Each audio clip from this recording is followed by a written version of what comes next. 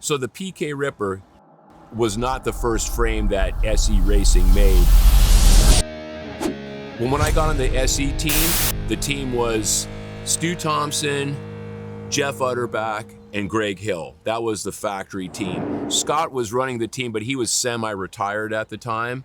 But they were going to start the company, and that's why I came on, because I mean, I would have stayed on Mongoose. I wanted a job with Mongoose. Mongoose said they just wanted me to be a racer. Scott said, hey, I'm starting SE Racing. You can help me. You can do sales and whatever and help us start the company. And it was a cool team, and I went for it. But Scott's plan was to have frames named after his racers. Well, the guys before me were all going to get a bike. Stu Thompson was going to get the STR1, which he did end up getting, and when we left, it turned into the quad angle. Jeff Utterback had a bike named the JU6, Jeff Utterback National Number 6. And then Greg Hill was going to get the junior frame because he was a smaller kid at the time, and he was going to get a bike called the GH Flyer. So that was going to be the names of the bike. Greg, when I got on the team, Greg left. I think his dad probably looked at it and said, hey, they're going to put more money into this pro than you. And he took a sponsorship from Schwinn, so he left. So really there was the JU6, and then the little bike Scott called the BD3, Bright Hop Development 3, because he said that was the third bike that he developed. Well, when the JU6 came out, that was in the fall of 1978, and I was on a pretty good tear at the time. And they had the first race was the ABA Oakdale Nationals. And that was one of the early California races, or the early pro races, where they actually offered a $1,000 pro purse.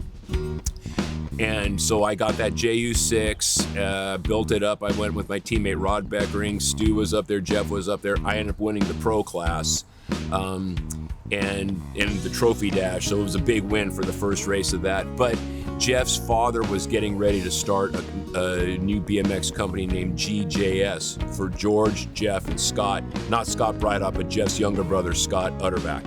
So that's what GJS stood for. So Jeff left to go work with his dad and to help his dad start the company, and he raced for GJS. So now his bike was like, okay, what are we gonna do with it? Now I was winning, so they said, okay, that's gonna be your bike. So we did a little modifications to the bike. We added the gusset up front, you know, and they said, well, what do you want to name it? And my nickname, my buddy Byron Friday gave me the nickname The Ripper. You're the Ripper, man, you know. And anyhow, so we were talking about the Pro Ripper model, the Perry Kramer Pro, and Scott was the one who came up with it. We were sitting around one night, you know, brainstorming, and he goes, what about PK Ripper? We're all like, dude. That's how the name came about.